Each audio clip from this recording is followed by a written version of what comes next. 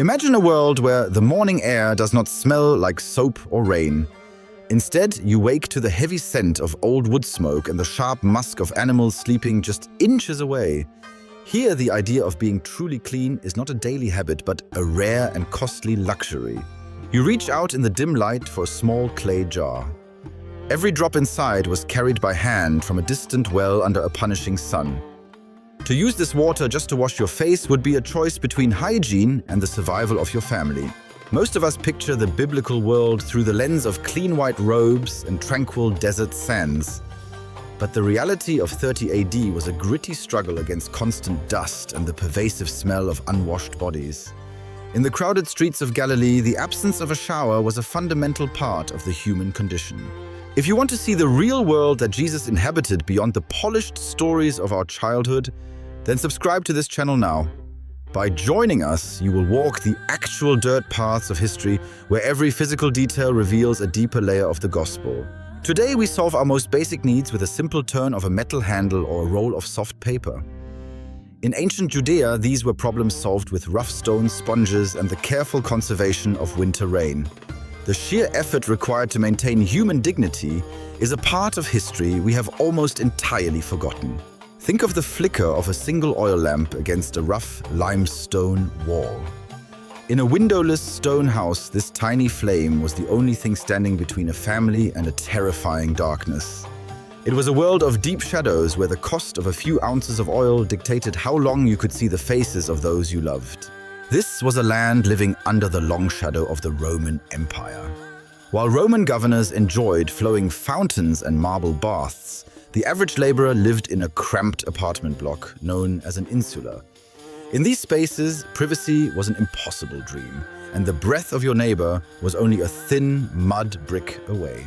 Life was a constant physical grind of manual labor in the fields or the workshops. Every day, the dust of the road settled into the pores of your skin and the fabric of your single garment. This physical burden was not just a hardship, but a social marker that defined who you were in the eyes of the community. We will soon uncover why the simple act of washing hands became an explosive point of conflict between Jesus and the religious leaders of his day. It was a battle over more than just water. It was a clash between the heart and the rigid laws of a world obsessed with outward appearance. Our investigation begins with the most basic element of life, the water that sustained both the body and the soul. To understand the miracles of the New Testament, we must first understand the reality of the thirst and the filth that they addressed. Let us step into the heat of 30 AD. The land of Judea existed under the heavy shadow of Roman occupation, a reality that dictated everything from travel to taxes, while the Emperor Augustus maintained a relative peace. Across the empire, local life was governed by the prefect Pontius Pilate. Every road you walked and every market you entered served as a reminder of the foreign power that controlled your world. In this crowded society, the social ladder was steep and unforgiving. At the very top stood the Roman officials and the wealthy landowners who enjoyed the luxury of private fountains. Far below them were the merchants and the artisans like the carpenters of Nazareth, a group that included the family of Jesus. For the majority of people, home was a humble structure made of rough stone and mud brick. These dwellings were often no larger than 400 square feet and housed entire extended families. The floors were usually packed dirt or flat stones, providing a cold surface for the sleeping mats that were spread out each evening. Privacy was a concept that did not exist in the village life of the first century. When darkness fell, the family brought their livestock inside the house to protect them from theft and predators. You would sleep to the sound of animals breathing nearby, their heat and their smell filling the small room. These houses lacked any form of plumbing or dedicated space for washing. Most activity took place in a central courtyard that served as a kitchen, a workshop, and a social gathering point for several households. It was a space defined by the constant presence of others and the shared struggle to manage resources. Economic survival was a daily gamble for the agricultural laborers who made up the bulk of the population. Between the demands of the religious authorities and the crushing weight of Roman taxes, a family might lose nearly half of what they produced. There was little left for anything beyond the bare essentials of food and water. The task of drawing water was a relentless burden that fell primarily to the women and girls of the house. Each morning and evening, they would carry heavy clay jars to the local spring or well. This was a place of labor, but also a rare opportunity for women to exchange news and support one another away from the male gaze. When the Gospels describe Jesus meeting a woman at the well of Jacob, they are describing a moment of profound physical reality. The woman was there because the water was necessary for every ritual and every meal. To offer a drink to a stranger was a gesture of immense value in a world where every drop required significant human effort. In the absence of toilets, the management of human waste required careful community planning. In small villages, people would walk to designated areas far outside the settlement to attend to their needs. They carried a digging tool to cover their waste, following the ancient laws of cleanliness that protected the health of the camp. For the hours of darkness, families relied on clay or stone chamber pots kept in the corner of the living space. These vessels were emptied into deep pits outside the village walls every morning. It was a humble and necessary routine that kept the crowded homes from becoming centers of disease and decay. While the villages remained simple, the city of Jerusalem presented a startling contrast in infrastructure. Here, the wealthy elite lived in homes featuring stone toilet seats positioned over deep cesspits. It was a rare sign of status that separated the powerful from the laborers who carried their own waste in jars. In the larger cities, influenced by Roman culture, public latrines were a standard feature of urban life. These were communal spaces where people sat side by side on stone benches without any dividers for privacy. It was a social environment where news was shared and business was conducted amidst the smells of the open sewers. Without the invention of paper, people relied on what nature provided for their most basic needs. In the Roman latrines, a communal sea sponge on a wooden handle was often kept in a basin of vinegar or salt water. In the countryside, most people used smooth stones, ceramic fragments, or handfuls of dry moss. This reality dictated the strict social etiquette of the ancient world. The left hand was reserved for hygiene, while the right hand was used for eating and greeting. To offer the left hand to a friend was a grave insult that signaled a total lack of respect for the health of the community. For the Jewish people, cleanliness was not just about health, it was about holiness. The laws of the Torah provided a detailed map of what made a person ritually pure or impure. This system was not about the prevention of germs, but about being fit to stand in the presence of the divine. To manage this state of purity, the landscape of Israel was dotted with ritual baths called mikvaot. Archaeologists have discovered over 150 of these stone pools in Jerusalem alone. They were designed for full immersion, a physical act that marked a profound spiritual transition. A valid mikvah could not be filled with stagnant water brought in buckets. It required living water, which meant it had to be fed by natural springs or the direct collection of winter rainfall. This connection to the natural world reminded every bather of the life-giving power of the Creator. Before entering the water, a person had to ensure that nothing came between their skin and the ritual bath. All jewelry was removed, and every trace of dirt or tangled hair was cleaned away. It was an intimate and thorough process that forced the individual to confront their physical self before seeking spiritual renewal. This management of water and purity placed a heavy responsibility on the women of the household. As the primary drawers of water, they controlled the most vital resource for both survival and ritual. Their daily labor was the foundation upon which the entire purity system of the family rested. The typical morning began with a minimal washing of the face and hands. According to the ancient traditions, even a small cup of water was enough to prepare a person for the day. This conservation was not just a choice, it was a necessity born of a land where every drop was a gift from the heavens. While daily washing was minimal, a more complete cleaning of the body usually occurred once a week. This was not a soak in a deep tub, but a careful application of water using a rough cloth. Even then, the amount of water used for the whole body might only be a few liters. Friday afternoon was a time of intense preparation for the Sabbath. Families would heat water over small fires and wash their hands, faces, and feet to welcome the holy day. This physical refreshment was the bridge between a week of labor and a day of rest. During the searing heat of the summer months, the Sea of Galilee and the Jordan River offered a welcome relief. These natural waters were used for more thorough cleaning, though strict rules of modesty were always maintained. People would wash in separate areas or remain partially clothed to protect their dignity. Hygiene also extended to the mouth, though there were no modern brushes or pastes. People used small twigs from aromatic trees like cinnamon or oak, fraying the ends, to create a primitive brush. They would scrub their teeth with abrasive materials like crushed eggshells or salt to keep decay at bay. Fresh breath was highly valued in a society where people lived in such close proximity. Common herbs like mint, anise, and cumin were chewed throughout the day to mask the scent of a coarse diet. These specific plants appear in the teachings of Jesus about the religious taxes of the time. In a world without deodorant, the smell of sweat was a constant companion to human interaction. To combat this, people relied heavily on infused oils. Olive oil was the base for almost everything mixed with resins or dried flowers to create a fragrant barrier against the environment. These oils served several vital purposes beyond just scent. They moisturized the skin against the drying desert wind and provided a thin layer of protection from biting insects. For a traveler on the road, a small flask of oil was as important for health as a bag of grain. Cleaning your clothes was just as difficult as cleaning your body.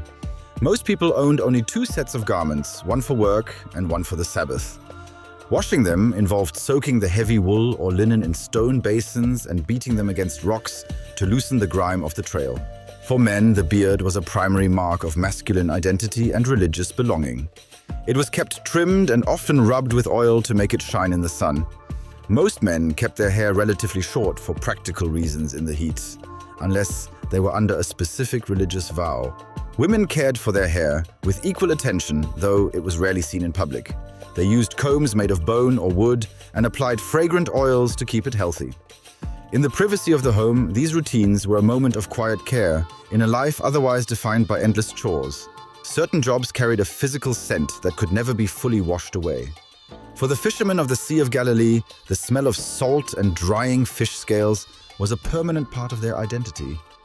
This aroma would cling to their skin and their clothing, marking them as men of the water wherever they went. Even more extreme were the tanners who worked with animal hides and caustic materials like urine. Because the smell of their trade was so overpowering, they were often required to live and work far outside the city walls. Their very presence was a reminder of the messy biological reality that kept the economy moving. Shepherds faced a different kind of isolation, spending weeks in the wilderness with their flocks. Without access to village wells or ritual baths, they lived in a state of constant physical and ritual impurity. This reality contributed to their status as outsiders, men who were often viewed with suspicion by those who lived more settled lives.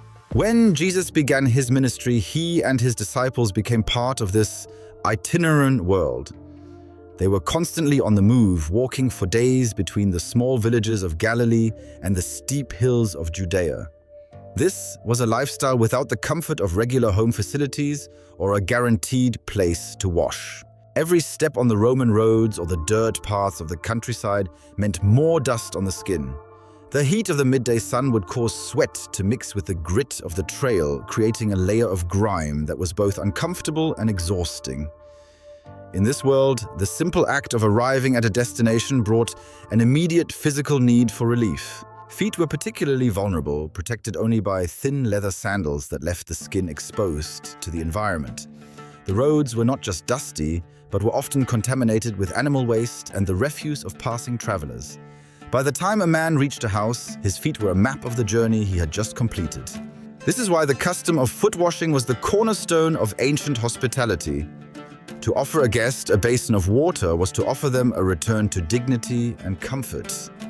It was a task usually reserved for the lowest servant in the house, a job that involved touching the most soiled part of another human being.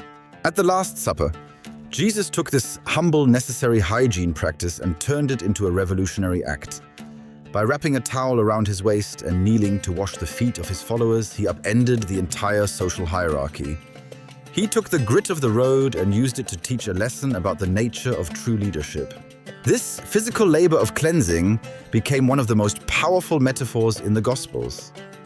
The transition from being soiled and tired to being washed and refreshed was a sensation every listener understood in their bones. It made the concept of spiritual renewal feel as tangible as cool water against a dusty ankle.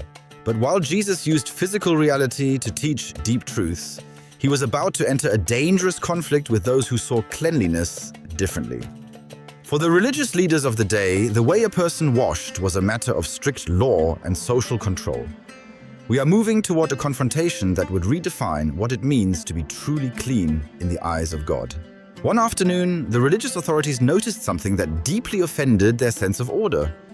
The disciples of Jesus were eating bread without first performing the ritual washing of their hands.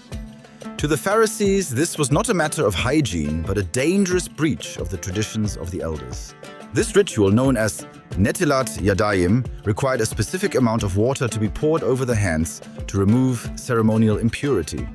In a land where every drop of water was precious, this practice had become a heavy burden for the common person. It transformed a simple meal into a complex legal performance. When Jesus was later invited to dine with a Pharisee, he intentionally skipped this expected ritual. His host was stunned, unable to believe that a teacher would ignore such a visible sign of holiness. In that moment, the tension between the physical act of washing and the state of the soul reached a breaking point. Jesus turned to his host and delivered a staggering critique. He told the religious leaders that they were like people who cleaned only the outside of a cup and a dish, while the inside remained full of greed and wickedness. He used the most common kitchen objects to expose the hollowness of their outward show. Think about the labor involved in keeping those dishes clean with limited water. Every mother and servant knew the effort of scrubbing away the residue of a meal. To suggest that the internal reality was more important than this physical labor was a radical shift in perspective for a culture defined by visible purity.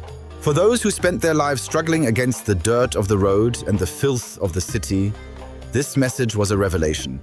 Jesus was teaching that true defilement does not come from what a person touches or eats. Instead, it comes from the heart, the secret place where thoughts and intentions are formed. This new understanding of purity extended to those who were cast out of society. When Jesus touched a man with leprosy, he was touching someone who had been legally and physically separated from all human contact. By healing him, Jesus was not just curing a disease, but restoring a broken human being to the community and the ritual baths. Even in death, the physical body was treated with profound respect and care. The burial of Jesus involved wrapping his body in clean linen and applying 75 pounds of expensive spices like myrrh and aloes. These fragrances were the final line of defense against the reality of decomposition and the smell of the grave. We must also look at the rite of baptism, which emerged from these ancient Jewish purification practices. John the Baptist took the familiar act of immersion in the Jordan River and gave it a new and singular meaning. It was no longer a daily ritual to be repeated, but a one-time symbol of a life completely transformed. This was the ultimate payoff of the physical world of 30 AD. The thirst of the body and the grit of the skin were used to illustrate a much deeper human need. Jesus offered a living water that did not just wash the surface, but reached into the parched corners of the human spirit. The promise of never thirsting again was not a poetic idea to a woman standing by a deep well in the midday sun. It was a direct answer to the physical exhaustion of her daily labor. When we see the heavy water jar on her shoulder, we understand why the words of Jesus felt like a revolution.